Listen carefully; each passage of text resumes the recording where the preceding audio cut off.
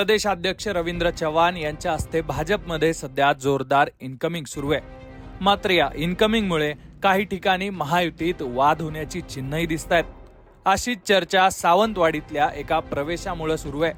कारण या प्रवेशामुळे शिंदेच्या शिवसेनेची गोची तर होणारच आहे, पण हा प्रवेश राणे कुटुंबाच्याही जिवारी लागणारा ठरू शकतो। गेल्या वर्षी झालेल्या विधानसभा निवडणुकीत सावंतवाडी विधानसभा मतदारसंघातून बंडखोरी करून निवडणूक लढवणारे हे आहेत विशाल परब। विशाल परब यांचे निलंबन भाजपने आज अखेर रद्द केलंय आणि मोठ्या थाटामाटात त्यांचा भाजपमध्ये पुन्हा प्रवेश झालाय। मुंबईत रवींद्र चव्हाण यांच्या उपस्थितीत हा प्रवेश सोहळा पार पडला। विशाल परब यांनी शिवसेना शिंदे गटाचे नेते आणि विधानसभा निवडणुकीतले महायुतीचे उमेदवार दीपक केसरकर यांच्या विरोधात बंडखोरी करत निवडणूक लढवली होती। त्यांच्या निर्णयामुळे दीपक केसरकरांना चांगलीच अडचणही झाली होती। पण दुसरीकडे राणे कुटुंबानेही विशाल परब यांच्या विरोधात आक्रमक भूमिका घेतली होती। भाजपने मात्र विशाल परब यांच्या या प्रवेश सोहळ्यावर चांगलाच आनंद व्यक्त केलाय। विशाल परब हे पक्षाचे प्रामाणिक कार्यकर्ते आहेत, ते घरातच होते, त्यामुळे त्यांच्या प्रवेशाला घर वापसी म्हणता येणार नाही, अशी प्रतिक्रिया भाजपचे प्रदेशाध्यक्ष रवींद्र चव्हाण यांनी विशाल परबांवरची निलंबनाची कारवाई मागे घेतल्यावर दिली आहे।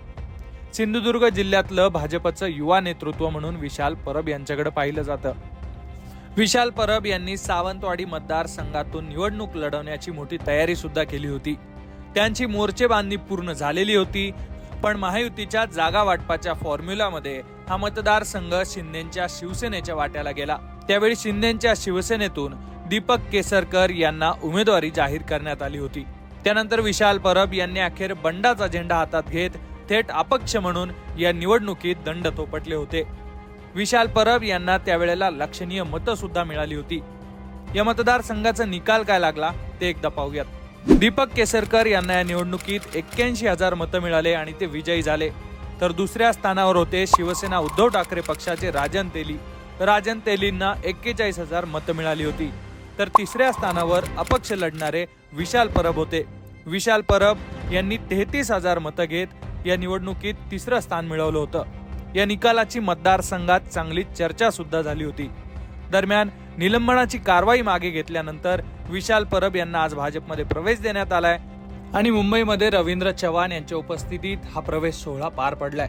या प्रवेशानंतर विशाल परब काय म्हणालेत पहा। आज भारतीय जनता पक्षाच्या प्रदेश नेतृत्वानं माझा खुलासा स्वीकारून पुन्हा एकदा माझ्यावर विश्वास दाखवला, याबद्दल मी आभारी आहे। प्रदेशाध्यक्ष रवींद्र चव्हाण यांच्या उपस्थितीत भाजप जे माझं घरच आहे तिथे मी पुन्हा सक्रिय झालोय। माझ्या सावंतवाडी व सिंधुदुर्ग जिल्ह्यामधील कार्यकर्ते, समर्थक आणि ज्यांनी कायम मला विश्वास दिला त्यांच्या प्रेमामुळेच आज मला पुन्हा पक्षाच्या माध्यमातून लोकसेवेची संधी मिळते। या प्रवेश सोहळ्यासाठी भाजपचे सिंधुदुर्ग मधील जिल्हाध्यक्ष प्रभाकर सावंत यांच्यासह स्थानिक पदाधिकारी सुद्धा उपस्थित होते।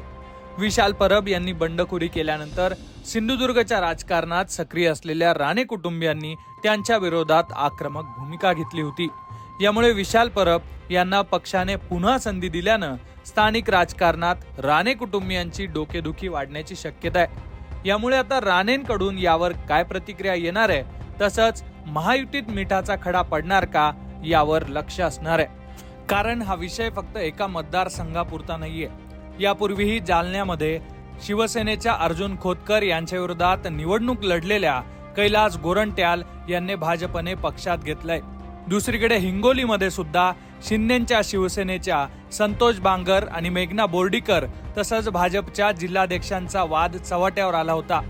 राज्यातल्या अनेक मतदारसंघांच्या दृष्टीनं भाजपमध्ये सध्या जोरदार इनकमिंग सुरू आहे आणि यातले अनेक चेहरे हे शिंदेच्या शिवसेनेचे किंवा त्या उमेदवारांचे राजकीय विरोधक राहिलेले आहेत। त्यामुळे एकूणच या सगळ्या प्रवेशांमुळे एकनाथ शिंदेच्या शिवसेनेच्या उमेदवारांची डोकेदुखी वाढणार का हे पाहणं सुद्धा महत्त्वाचं असणार आहे।